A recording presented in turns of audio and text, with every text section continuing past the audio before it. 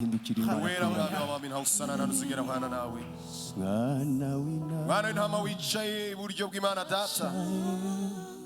Ibizima n'abakora bava ngo uwera ngo uwera.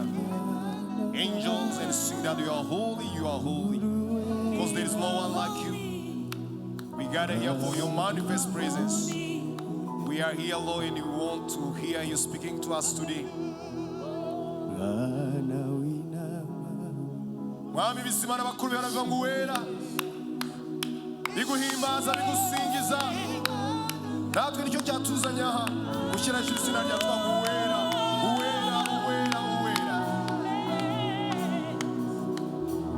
Waturemeye kugushima, uturemera kukuramya, uturemera kuguhesha icyubahiro muri byose.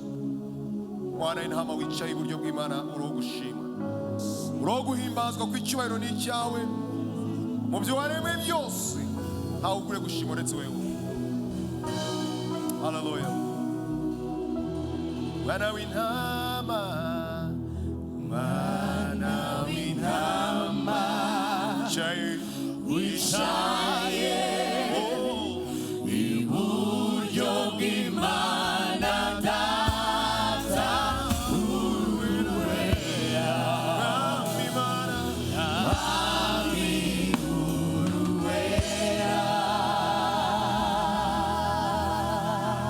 Haleluya. Reka dukomere Imana amashyi menshi cyane abageze mu nzu y'Imana. Yesu yarazutse ntakiri mu gituro, ni muzima, yicaye iburyo bwa Data. Haleluya. Kandi iburyo bwa Data ariko akora umurimo ukomeye cyane, kuko nanone hari umuntu witwa ngo umurezi wacu Satani ufite umurimo uhora arega intore z'Imana, ariko na Yesu yicaye iburyo bw'Imana tuvugira amanywa n'ijoro. Haleluya. Satani yajyanye ibirego, ariko Yesu amaraso aye akuri aravuga ngo ura mubona pfira nabagize ute arimo. Tugwaye ikaze kuri Harvest, itoro ryanjye n'umuryango wanjye, itoro ryawe n'umuryango wawe. Iyo tuvuga ibyo bintu ntago ari amagambo, ntago ari isubirajwi, ni ukuri. Itorero n'umuryango. Nkuko twabibonye ku cyumweru, tugomba kuba turi itorero, ariko tugomba kuba urusengero ruba mu nzu y'Imana. Ntago tugomba kuba mu nzu y'Imana turi abantu basanzwe. Niyo mpamvu ngira ngo uyu munsi ubwire mugenzi wawe ngo ndi umuntu udasanzwe, ntundebe gutya. Mubwire kandi ariko kuri kubivuga ufite ubwoba, mubwire ngo ntundebe gutya rero ndi umuntu udasanzwe. Haleluya. Iyo batubona mu muhanda tugenda, batubona nk'abantu baciriritse, bakakubona ngo urani wa wundi ucuruza agataro, wenda urani mwarimu, urani pastor, urani runaka, ariko reka mbabwire turi abantu badasanzwe. Haleluya. Isi impamvu igifite amahoro n'izi ntambara ziba zigahagarika nuko itorero kiri mu isi, kandi itorero ni twebwe. Mwiki gice tugiye gutangira cy'urwandiko rw'Abefeso, Paulo yandika Abefeso cya 3, tuzabibona ko itorero ari rwo rwego rusumba izindi nzego zose zibaho. Ribero ku isi, umunsi ryavuye ku isi, abo twatuma mu masengesho twabiganiyeho, umunsi ryavuye ku isi Satani azakora ku mugaragaro, ariko ku itorero kiri ku isi Satani ntiyakora ku mugaragaro. Rero wo mushyitsi wateranye natwe hano kuri Harvest, hano tugira gahunda yo kwiga ijambo ry'Imana, igitabo tukagifata tukakiga umurongo ku murongo kugira ngo dusobanukirwe iki ijambo ry'Imana. Ko twaje gusanga ibanga rirenze ibindi ari uko abantu icyo bakeneye ijambo ry'Imana. Rero tugwaye ikaze mu ijambo ry'Imana.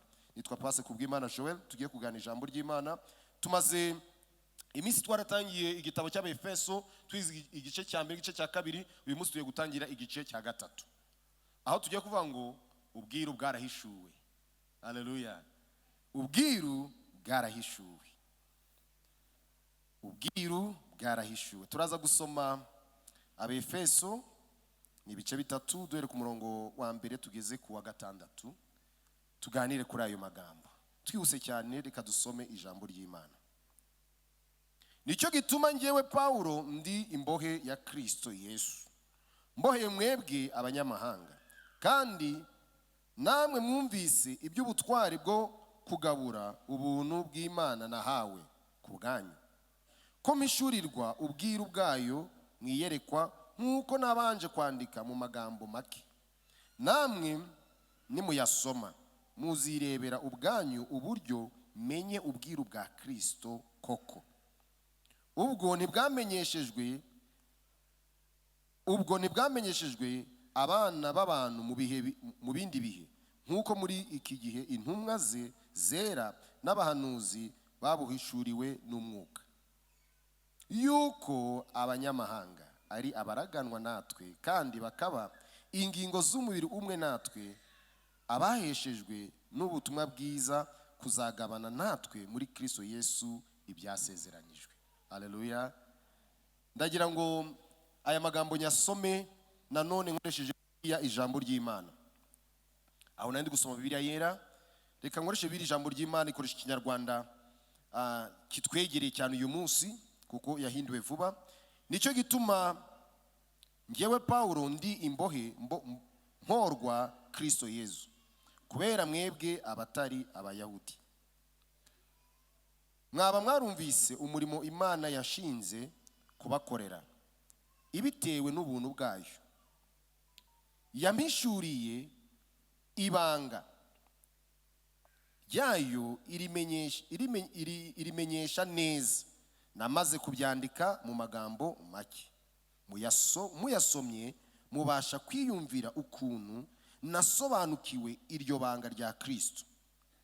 Ni ibanga ritigeze rimenyeshwa abantu ba kera, ariko ubu Imana yarihishuriye intore zayo z'intumwa n'abahanuzi ikoresheje umwuka wayo.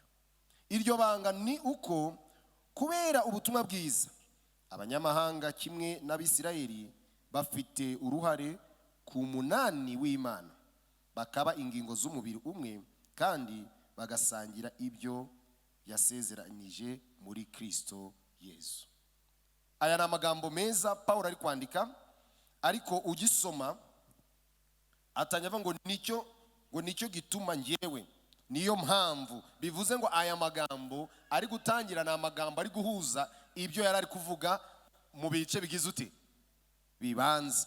Rero niyo tujye kuganiraho uyu munsi kugira ngo tuze kuzirikana yuko intego nkuru turaza kugira uyu munsi ni intego igaragaza ko kubw'ubutumwa bwiza abari kubanga ibyuma bayidushyireho. Intego y'uyu munsi kubw'ubutumwa bwiza abanyamahanga n'Abisirayeli turi umwe muri Kristo kandi dufite uburenganzira ku byasezeranijwe abizera Yesu bose. Haleluya.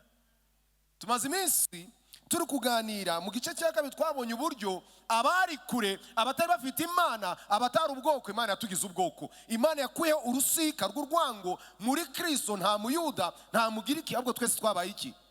Umwe. Ntago tukiri abanyamahanga, ntago tukitwa ngo abanyarwanda bacyabo, iyo ni nationality yacu umubiri, ariko muri Kristo Yesu natwe twabaye abana b'Imana. Haleluya. Bityo rero ibyo Imana yasezeranije abayikunda byose tubifiteho uburenganzira kimwe n'Abisirayeli. Bari ubwoko Imana yaratoranyije ngo muri wo hazavukira umukiza, ngo uwo mukiza muri we abantu bo mu isi bose bazahererwa iki? Umugisha. Rero Paulo akomeje ari kugaragaza umumaro, nkuko twabonye urwandiko rw'Abefeso rwandikiwe Abefeso, ahantu Paulo yamaze imyaka 3 ari kwigisha yuko Imana zaremwe n'amaboko y'abantu atari Imana, ahubwo Imana nyamana ari Imana yaremye isi n'ijuru, igatanga umwana Yesu Kristo akaza mu isi, akabambwa, agapfa, akazuka. Ariko ubwo butumwa baraburwanya. Paulo aza kuhava, hari abamaze kwizera, ari kubandikira, ari kubakomeza kugira ngo nabo bakomeze bagabure ijambo ry'Imana. Abaha rero ubusobanuro nyabwo ngo basobanukirwe kwizera kwabo ko kutava kuko batanze amafaranga yo kugura Imana, agakiza ntikagurwa, ahubwo agakiza twagaherewe ubuntu. Haleluya. Niyo mpamvu mu gice cya mbere umushumba yatangiye atwereka uburyo Imana yatumenye kera, iradutoranya, imaze kudutoranya iduhindura abana bayo. Ibyo byabaye nta kiguzi dutanze, kuko ikiguzi ni Kristo. Haleluya. Yesu niwe kiguzi, kandi uwo niwe wadutoranyije. Suko twari tumuzi cyane, kuko ijambo riratubwira ngo tukiri abanyabyaha Kristo yapfuye ku bwacu. Ntabwo Yesu yapfuye kuko twihannye, ahubwo yapfuye tukiri abanyabyaha.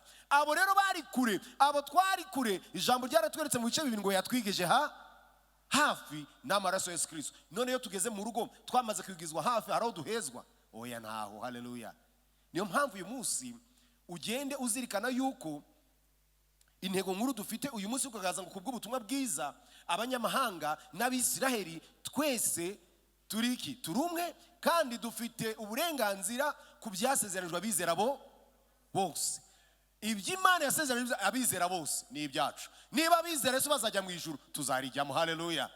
Niba abizera Yesu bazahabwa amahoro, bahabwa umunezero, natwe umunezero turawufite.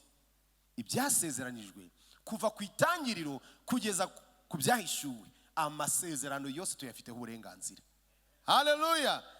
Wivuga ngo babibwiye Aburahamu, wivuga ngo babibwiye Mose, wivuga ngo abo bose nubwo babibwiwe, ariko babibwiwe kugira ngo Yesu naza nk'umwuzuro natwe bitugereho. Haleluya.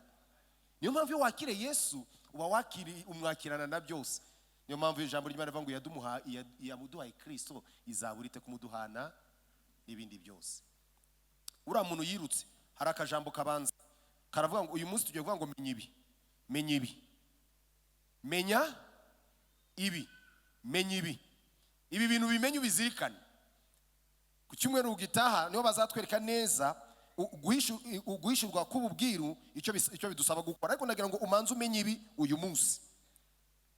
Iyo bavuze ubwiru, abanyarwanda kera mu mbere bagira ngo abitabiru, ariko ubwiru ntago ari ikintu kitamenyekana, ahubwo ni ikintu umuntu atari yagira ute, ataramenya. Ni ikintu umuntu atarahishurirwa. Ntago ubwiru bivuze ikintu udashobora kumenya. Oya. Ntago mystery bivuze ikintu umuntu atamenya. Oya.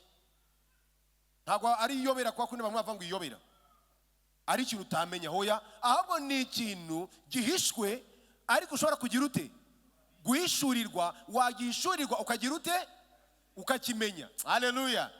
Uze kubyumva neza. Ubwiru ni ikintu gihishwe, ni ikintu gitwikiriye, ni ikintu kiba nibanga. Ariko si ibanga urimenye, ibanga urivuze riba rikiri ibanga. Ntabwo ubwiru rero ari ibintu bitamenyekana, ahubwo ubwiru ni ibintu tutari twamenya ariko bihishuwe tukabimenya, turabisobanukirwa. Haleluya. Niyo mpamvu rero twavuze ngo ubwiru bwarahishuwe ntibikiri ibanga. Haleluya. Kubera ko bitakiri ibanga, nuko abayuda, abagereki, abanyarwanda twese muri Kristo twabaye umwe. Haleluya. Iryo ntago bikiri ibanga. Ntago bikivuga ngo Abisirayeli baravuga ngo nitwe bwoko bw'Imana, turi bene Aburahamu, turi bene nde. Natwe dufite uburenganzira bwo kuvuga ngo turi abana b'Imana. Ntago bikiri ibanga, ntago bigihishwe. Yesu yarabihishuye kuko ng'umwizera wese yahindutse umwana w'iki. None se yahindutse umwana w'Imana agira ahantu ahishwa? Ntaho. Ntibikiri ibanga rero, ntibikiri ubwiru. Pawulo aya magambo ari kuvuga muze kuyahuza n'ibice bibiri twize. Igice cya mbere n'igice cya kangahe? Cya kabiri. Kuko haro yageze aravuga ngo nabanje kubyandika maze kubishurwa nagize ute, nimubisoma muraza kugira ute, namwe murabona uburyo mishuriwe. Niyo mpamvu rero ugomba kumenya ibi, yuko ibi bintu ntibikiri ubwiru. Ibyo tugomba kumenya rero, icya mbere ni iki tugomba kumenya, ko bitakiri ubwiru ahubwo byahishuwe. Kandi niba byarahishuwe ko natwe hari uburenganzira twahawe kimwe n'abandi bose. Ugomba kumenya ko icya mbere nka Pawulo, nka Pawulo uri kwandika, umukozi w'Imana, ubuntu bw'Imana bwaduhaye umurimo wo kubwiriza abantu ubutumwa bwiza. Haleluya. Nka Pawulo uri kwandika, ubuntu bw'Imana bwaduhaye umurimo wo kubwiriza ubutumwa bwiza. Ese twari kubwiriza ubutumwa bwiza tukiri abanyamahanga? Ntago bishoboka. Ariko tumaze kwigizwa hafi, tumaze kugirwa abana b'Imana, natwe nk'abandi batubanjirije dufite inshingano yo kubwiriza iki, abandi ubutumwa bwiza. Pawulo ari gutangira avuga ngo nicyo gituma, ku murongo wa mbere n'uwa kabiri, ngewe Pawulo, haratangira bivuga ngo nicyo gituma ngewe Pawulo ndi imbohe ya Kristo Yesu. Ese Pawulo ni imbohe ya Kaisari? Pawulo hano yari afungiwe i Roma, ariko ntabwo aravuga ko ari imbohe ya Kaisari cyangwa Pilato cyangwa abandi, ahubwo ni imbohe yande. Kuki afunzwe? Ntabwo Pawulo afunzwe kuko yibye igitoki, kuko yatukanye, kuko yarwanye. Afunzwe azira ko yabwirije abantu ababwira ngo Abayuda nabo ni abana b'iki, Abagereki nabo ni abana b'iki, Abanyemakedonia n'abandi bose n'Abanyarwanda nabo ni abana b'iki, Abayahudi. Bati hoya, abana b'Imana ni twebwe twenyine. Babandi bakiri mu idini batari bakira Yesu barangije baramufata ngo yazanye n'abanyamahanga mu rusengero, ngo yazanye n'abaki. Ariko reka mbabwire, nta hantu tugihejwe mu nzu y'Imana. Haleluya. Niyo mpamvu ku musaraba habaye igikorwa gikomeye cyane ngo umwenda ukingiriza hera utabukamo kabiri, bisobanurwa ngo twigerere imbere y'iki, y'Imana. Haleluya. Pawulo rero amaze kubasobanurira impamvu ari imbohe, ati nge ndi imbohe ya Kristo, mboheshejwe mbohewe ku bwa Kristo kubera mwebwe abanyamahanga, abatari abayahudi, abatari abisiraheli, nimwe mutumye mboha, kuko narababwirije mbabwira ibya Yesu, maze kubabwira ibya Yesu abandi bararakara, kubera ko ndi kumena amabanga, ndi kugaragaza ko Imana itarobanura kuki ku butoni, ndi kugaragaza ko gukebwa atari ko ku mubiri ariko hehe ku mutima, ko muri Yesu umuyuda umugiriki bose babaye iki umwe. Ati ibyo ntago wabivuga rero. Abari bakiri mu idini baramufata, baramuboha, baramufunga. Ariko noneho ndagira ngo dukuremo isomo rimeze gutya. Kuki Paulo aravuga ngo ndi mbohewe mwebwe abanyamahanga? Ageze kuri 2 arangije arababwira ngo kandi namwe mwumvise iby'ubutwari bwo kugabura ubuntu bw'Imana nahawe ku bwanyu. Byari bizwi ko Paulo agira ubutwari, agira imbaraga zo kugabura iby'iki. None iyo umaze kumenya ko umuntu agira ishyaka ryo gukora ibyiza, aho bigenza gute? Nawe iryo shyaka ugomba kugira ute? Kurigira. Niba mwarabyumvishije, mwarumvise, hano Paulo ari kwandikira abantu yamaranye imyaka 3, bari bamuzi, bari bazi uwo ari we, bari bazi ishyaka agira. N'umunsi haba imyigaragambyo muri Efeso, Paulo yavuze ngo mureke nge hagati muri bo, ngende mbabwiza ukora, abandi atoya genda, natwe turakomeza kugira ute? Guhagarara ku butumwa bwiza. Haleluya. Niyo mpamvu Paulo afite ishyaka na confidence n'icyizere avuga ngo mwumvise uburyo ngira iki ishyaka ryo kugabura ubutumwa bwiza, kandi ibyo byose mbikora ku bwanyu. Ese nge nawe dufite ishyaka ryo kugabura ubutumwa bwiza nka Paulo? Ndagira ngo ubwire ngo uyu munsi ikintu ugomba guhishurirwa nuko byarasobanutse, byarahishuwe, nge nawe twemererwa kubwiriza ubutumwa bwiza. Haleluya. Ahubwo iryo shyaka urarifite, ufite uwo munezero. Ese nawe urumva ari kuzi kugira ngo uhabwe uburenganzira bwo gukora ku ijambo ry'Imana. Mw'abantu mwe abakristo hari ibintu tudasobanukirwa kubera ko rimwe na rimwe tudakurikirana neza. Cyarazira kikaziririzwa gukora ku gitabo, utari umutambyi, utari umwanditsi, utari umuhanuzi. Abandi bose bicaraga hari bakabasomera, baraza bavuga ngo amina. Ariko uyu munsi kubera Kristo, kubera ubutumwa bwiza, natwe twemerewe gukora ku ijambo ry'Imana. Haleluya. Dufite uburenganzira bwo kujya ku isoko, ku kazi, mu materaniro, tugafata ijambo ry'Imana, tukaryiga, tukarisobanukirwa, twamara kurimenya, tukabwira abandi ngo nawe Yesu aragukunda. Mubo Yesu yapfire nawe ugize ute? Urimo. Nubwo abandi bakwanga, nubwo abandi bagucira imanza, bakwita umurozi, bakwita umusinzi, bakwita umusambanyi, ariko mubo Yesu yapfire nawe ugize ute? Urimo rata. Kandi Imana yagukunda, icyo yanga n'ibyaha byawe. Ngwino kwa Yesu arakugirira neza. Haleluya. Nge nawe nka Paulo twahawe uburenganzira bwo kubwira ijambo ry'Imana. Ahubwo si nka Paulo nawe ufite iyo confidence, uwo munezero. Ibyo mbere ntago abantu barabizi, bari bazi ko ijambo ry'Imana hari abo ryagenewe gusa. Hari abagomba kubivuga, abandi bakumva gusa, ariko reka mbabwire, twagiriwe ubuntu bw'uko natwe twabwira abantu ko Yesu akiza, ko Yesu abakunda. Mu mugabane twagabanye, mu byo twahawe aho uburenganzira no kubwiriza ubutumwa, twabihawe uburenganzira. Haleluya. Ntago ari by'abayuda, ntago ari by'aba Petro na ba Yohana na ba Paulo. Natwe uyu munsi ni twebwe dufite iyo nshingano yo kujya kwamamaza ubutumwa bwiza. Niyo mpamvu ku nkingi ya kane tuvuga ngo twamamaza ubutumwa bwiza bwa Kristo dushize iki. Ese iyo nkingi iravuga ngo abapastor bamamaza ubutumwa, iravuga ngo abaririmbyi bamamaza ubutumwa. Twamamaza twese. Haleluya. Kuki twese twamamaza ubutumwa bwiza bwa Kristo? Nuko ko ubwo burenganzira twagize ute? Twarabuhawe. Haleluya. Twahawe ubwo burenganzira. Reka mabwire uyu munsi uri kubukinisha, ariko Paulo we ari muri gereza azira ubwo burenganzira. Hari abakubiswe, hari abatetswe mu mavuta, hari ababwiriwe nabi, abatewe amabuye, abahawe inyamaswa zirabarya, bazira kubwiriza ubutumwa bwiza bwa Kristo. Ibyo nabyo bimenye ntago bikiri ubwiru. Ntago kubwiriza ubutumwa bwiza bwa Kristo ari umunyenga. Ntago kubwiriza ubutumwa bwiza bwa Kristo ari ibintu ari amahitamo dukora igihe twumva tumeze neza. Ahubwo nkuko muri byari bivuze ngo tuzamuka imisozi, abariyo tubabwira ibyande kugira ngo nabo bagire ute? Ni imisozi, ni ibibaya, ni mu isayo, ni mu mvura, ni igihe cyose tugomba kwamaza ubutumwa bwiza bwa Kristo. Icyambere ugomba kumenya muri aya magambo nuko ntago bikiri ubwiru kubwiriza ijambo ry'Imana ko ari abo bigenewe, ahubwo kubwiriza ijambo ry'Imana ni ibyacu twese. Ahubwo se turi kubikora? Nicyo kibazo twakwibaza. Turi kubikora? Byakabaye byiza nge nawe turi kubikora.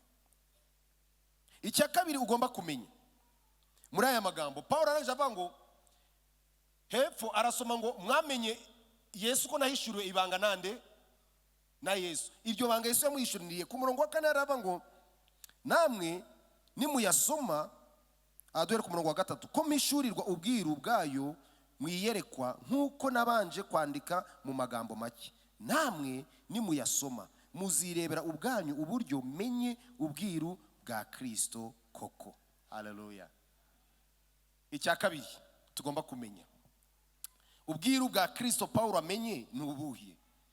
Nkuko nakubwiye biragusaba ngo usubire mu gice cya kabiri, wongere usome igice cya mbere, uhita usobanukirwa ubwiru, iri banga Paulo ahishure. Nubwo hepfo kuri 5 arivuga yeruye, ariko ku murongo wa 4 hari ikintu gikomeye Paulo ari kuvugamo ugomba kureba. Nuko Yesu yaraje, yarari ku musaraba, yabambwe ku biti, igiti gihagaze n'igiti gitambitse. Bisobanuye ngo Yesu yatwunze n'Imana, arangije atwungana abagenzi bacu. Haleluya. Hari ijambo ryiza yakoresheje mu gice cya 2 ngo yakuyeho urusika rwagize ute, rwadutandukanyaga. Hari rwadutandukanyaga n'Imana, nkuko twebonye ko mu itangiro Adamu na Eva bamaze gucumura bo ubwabo bihisha Imana, ariko Yesu araza, haleluya, atwegereza iki? Imana. Niyo mpamvu Paulo ari kuvuga ngo iryo banga nimurisoma namwe, muri make nusubira mu gice mu byo yabanje ko kwandika ugasoma, icyo urayishirwa nuko icyazanye Yesu. Haleluya. Nuko dufata twebwe abari kure, abari abanyamahanga, akatuzana, akabanza akatwegereza Imana. Haleluya. Yamara kutugira abana b'Imana, noneho kutareba ku bwoko, kutareba ku karere, kutareba ku iki bigavaho, natwe akatungana abagenzi bacu. Reka nkubwire, nta mahoro isi izagira igihe cyose abantu bazaba batubaha Imana. Nta mahoro azaba. Ahantu ijambo ry'Imana yavuga ngo iyo turi wacu mu mubiri tunezeza Imana cyangwa ntabwo tunezeza Imana? Ntabwo tunezeza Imana. Iyo turi mu mubiri, turi muri kamere, tuba turi kure y'Imana. Ariko iyo twegereye Imana kuramya birakunda. Haleluya. Iyo twegereye Imana gutura birakunda. Iyo twegereye Imana guterana bigira ute, birakunda. Iryo ni ibanga bene data. Ntushobora kubana n'abandi amahoro, ntushobora kubana n'umugore n'umugabo wawe amahoro utegereye iki? Imana. Utegereye Imana ntibishoboka, ntibibaho. Niyo mpamvu intambwe ya mbere, ibanga rya mbere, nuko Yesu yaraje atwunga n'Imana. Amaze kutwunga n'Imana adusigira natwe umurimo wo kwiyunga n'abagenzi bacu. Niyo mpamvu ngo munyigireho ko ndi umugwaneza kanoreje mu mutima. Iryo ni ibanga Paulo ari kuvuga ngo nimurisoma nkuko nabanje kugira ute, kubyandika. Nimubisoma, reka ngubwire ibyo bintu ntabwo wabihushurirwa n'ubwenge gusa. Paulo avuga ngo nabihishure n'umwuka w'iki? W'Imana. Iyo umwuka w'Imana ari wowe, nusobanurwa ngo narababariwe, Imana yarambabariye, niyo mpamvu nanjye ngomba kubabarira abandi. Imana iranyihanganira, nanjye ngomba kwihanganira iki? Abandi. Imana irankunda, nanjye ngomba gukunda iki? Imana yaranyitangiye, nanjye ngomba kwitanga ku murimo w'iki? W'Imana. Iyo connection imenya ari uko amaze kugira ubusabane buhagaze, bushaka giti Yesu abango gihagaze, noneho ugahongeraho no gusabana n'abagenzi bawe. Niyo mpamvu hano duhora tuvuga ngo ntushobora kuba ngo ukunda Imana udakunda mugenzi wawe, mugira ute? Mubana. Ntibibaho. Iryo ni ibanga rero, ntago bikiri ibanga, twunzwe n'Imana. Haleluya. Tumaze kungwa n'Imana, duhabwa n'umurimo wo kwiyunga n'abagenzi bacu. Ibyo bintu biruta bifite shuti yanjye, watakaye. Watakaye, uracyari mu gicuku, biracyari ubwiru kuri wowe. Icyambere, nge nawe twahawe uburenganzira kukubwiriza ijambo ry'iki? Ry'Imana. Nkuko Paulo nawe ari kubivuga, ari kwitangaho urugero. Uyu Paulo impamvu ari kwitangaho urugero, bari bamuza, bari kubwira, yabanje kuburenganya itorero ry'iki? Ry'Imana. Batera Stefano amabuye, yarahagarara bari kwica Stefano, tumumwice vuba tujye kwica n'abandi. Ariko nta muntu Yesu umunanira. Yesu ageze kuri Paulo mwicanya aramufata. Paulo avuga ngo urinde mwami, nkagukorera. Zambaraga yari afite, bwa bwenge yakoreshaga mu kurwanya arwanira idini, Imana irabihindura. Twigeze mwaya magambo twazi ngo yaduhaye icyerekezo Imana nawe imuhereza the new direction, imuhereza icyerekezo gishya, ahindura inzira. Yaragiye Damasiko agiye kurenganya ubwoko bw'Imana, ahubwo aricara mu mwigishwa wande wa Kristo, arahaguruka nawe atangira kwamamaza Yesu. Haleluya. Uwo rero ni ukuvuga ngo yewe ni data, Yesu wankoreye ibyo, wanyihishuriye, akanyiyereka, namwe nkababwiriza ubutumwa, ibyo ndi gukora yankoresheje yanshoboje, namwe mwagira ute? Mwabikora. Nicyo twamwigiraho Pawulo. Ese twebwe hano twari beza tutari twakira Kristo? Hoya, twari babi, ariko Yesu atugira neza. Amaze kutugira neza rero ntabwo tugereza ngo tuze twicare gusa, yaduhaye umurimo kugira ngo niba amaze kutwunga n'Imana, natwe twiyunge na bagenzi bacu. Ndagira ngo ngubwire ngo niba uri hano uyu munsi ufite umuntu mufitanye ikibazo, utari wiyunga nawe, uracyari mu mwijima, uracyari kujarajara. Va mu mwijima mwene data, kanguka, iyunge n'Imana kandi wiyunge na bagenzi bawe. Iryo nibanga rikomeye ugomba gushirwa. Kristo ahantu ari nta macakubiri harangwa. Kristo ahantu ari ntago haba amahara kubiri, abantu bahinduka umwe. Haleluya. Yesu ibyo yarabihishuye. Icya gatatu aricyo nono Paulo ari gutsindagira hano, tugomba kumenya aribwo bwiru noneho ari gutsindagira bwo mwibi byose amaze kuvuga. Arangije agaragaza yuko Yesu umwuka w'Imana waraje uraduhishurira, uduhishura yuko turi iki? Muri Yesu turi umwe, kandi umurage umunani. Bibiri ijambo ry'Imana koresha ngo umunani, yakoresha ikinyarwanda cya kindi nyine cy'umwimere ngo babahaye umunani. Ahubwo umwuka w'Imana wahishuye yuko muri Yesu Abisirayeli, abanyamahanga, abanyarwanda, abagande, abakongomani turi umwe, kandi umurage w'Imana, iby'Imana yasezeranije abayikunda byo, iby'Imana yemerera abayizera byo, twese tubifiteho access, tubifiteho uburenganzira. Ibi bintu twebwe uyu munsi dushaka kutabikura ngo tubyumve, byadusaba gukora urugendo tugasubira mu gihe cya Paulo. Impamvu Paulo ari kuvuga ibi mw'abantu, ni ukuvuga ngo turi mu gihe abantu bari bakifite icyo bita ubucakara, harakiriho ubuhake. Turi mu gihe abantu bari gisenga ibigirwamana byinshi, aho noneho shobuja yabaga gufiteho uburenganzira bwose, atari kuri wowe gusa, no kubyugiza ute, kubyo utunze. N'abana wabyaye ngo bavuke mu rugo rwe babaga ari iki? Arabi. Ni ukuvuga ngo nta burenganzira wagiraga igihe cyose wabaga utari we bita ngo free citizen mu kinyarwanda. Ubwo si umuntu yabivuga gutera, ni nk'umuturage nyine. Hari abaturage n'abatari abaturage, tuvuga ngo hari abaturage n'imbata. Iyo wagura imbata nta burenganzira wabugize ute ufite. Waza mu myizerere Abisirayeli niko Abayuda abagaragu, iyo bagura umuntu uri umugaragu, shobuja yabaga gufite uburenganzira bwose. Noneho mu Bisirayeli bo bumvaga ko nabo nibo bana b'Imana, abandi twebwe turi imbata, nta burenganzira tugize ute.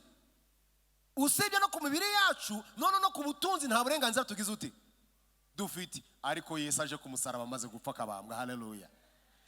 Paulo nibyo ari gusobanura, noneho ntago hakirimo urwo rusika, iyo ntera ntikirimo. Yesu yatugize umwe, natwe dufite uburenganzira ku byasezeranijwe Aburahamu. Nicyo hari Paulo ari guhishura. Ariko batyo mubimenye, mubisobanukirwe, ntago bikiri ubwiru, byarahishuwe. Abanyarwanda, abagereki, abo muri Efeso, abo muri Turkiya, abari kure n'abari hafi, muri Yesu twabaye iki? Umwe. Tumaze kuba umwe twese, ibyasezeranijwe turabifite. Haleluya.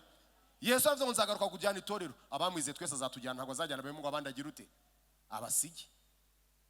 Urumva ibintu byiza cyane mwene data, kuba muri Yesu biduhesha uburenganzira ku masezerano yose, biduhereza uburenganzira ku murage w'Imana. Niba Imana yararaze abantu amahoro, umunezero, igihugu, uwo murage natwe ni iki? Ni uwacu. Yesu aravuze ngo simbasize mwenyine, nzagaruka mbajyane iwanyu, gahunda namwe muzagira ute. Icyo gihe yavuganaga na Petero na Yohana n'abandi, ntago nari impari, ariko aya magambo nanjye ni ayanjye mu izina rya Yesu, kubera ko ijambo ry'Imana riri kubinyereka ngo ntago bikiri ibanga, nanjye n'ibyanjye mubo Yesu azaza gutwara nanjye ndimo. Haleluya. Ntago bikiri ibanga, ntago Yesu azaza gutwara Paulo, ntago azajyana Yohana, ahubwo azajyana Yoweri, azajyana nawe nushaka kuvuga izina ryawe nanjye azanjyana. Mubo Yesu azajyana kubana nawe iteka, nje nawe tugize ute turimo. Bene data, iyaba ijambo ry'Imana ngo mumaranishe umubabaro kubwira niki ayo magambo. Niyo wagenda ubwira abantu gusa umva ngo mubazajya mu ijuru, nanjye ngize ute byagufasha nuko utazajya wita kuri abandi bazakubwira ngo ijuru ngo ni 144 bizajyayo. Mushumara kuvuga ngo ujye ubabwira ngo yaravuze ngo mu rugo rwa data ari amazu, ntabwo yavuze ngo harimo amazu 148, hariyo menshi. Ariko ku bintu byoroshye umuntu arakubwira, kandi n'uwo murongo usomye ngo abo mu miryango ngo hepfo akavuga ngo nuko ngo mbona abantu batagira ute batabarika ngo bavuye mu mahanga yose no mu ndimi zose, n'ikinyarwanda kizaba kiriyo. Haleluya. Bivuze ngo n'abanyarwanda tuzajyayo, natwe tuzaraga ubwami bw'Imana, natwe tuzaraga ubwami bw'Imana. Hari ibintu rero abantu badasobanukirwa, nge ndabikunda. Mu bushakashatsi nakoze ndi gusoza uwo murongo nari ukoresheje uvuga ngo mbona uko ngo mbona abantu bo moko ngo n'indimi zose. Reka mbabwire, indimi zino tuvuga mu isi mu ijuru zizavugwa. Ariko ikintu cyoroshye wavuga ikinyarwanda wavuga Igiswahili, tuzaba twabaye umwe, nta musemuzi tuzakenera, ururimi muzavuga rwose tuzakumva. Nta byarave kire do sentire iravuze ngo oya, Kristo azaba yabaye umwe, yatugize umwe. Haleluya, haleluya. Rero bwira mugezo ntibikiri ibanga, nge nawe dufite uburenganzira bwo kubwira ijambo ry'Imana. Ntibikiri ibanga, Yesu yaduhuje n'Imana, aduhuza n'abagenzi bacu. Ntibikiri ibanga, turi umwe, umurage w'abana b'Imana, twese dufite iki uburenganzira. Imana igumugisha.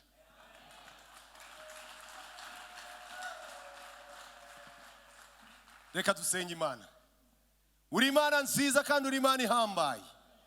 Mwami, turagushimye yuko wahishuye ubwiru bwawe, natwe abari kure twegejwe hafi, abatari kumenyekana waratumenyekanishije, abatari ubwoko waduhinduye ubwoko. Natwe dufite uburenganzira bwo guhagarara tugashira amanga tuvuga ngo turi abana bawe, tuzaraga ubwami bwo mu ijuru. Dufite uburenganzira bwo kuririmba tuvuga ngo turi abana bihoraho. Dufite uburenganzira bwo kuririmba tuvuga ngo natwe tuzaragwa ijuru, kuko Kristo waduhuje n'Imana kandi butungana abagenzi bacu. Dushoboze rero tubwirize ijambo ryawe, dushoboze tumaranisha umubabaro kubwira abandi iryo banga yuko mu Yesu yapfiriye nabo barimo, abari kure n'abari hafi, twegerane tukuramye kugeza igihe twese tuzahura mu ijuru tukavuga ngo hozana hozana. Urakoze Mwami, reka iri jambo ryawe rikomeze ritware muri twe none iteka ryose. Amen. Haleluya.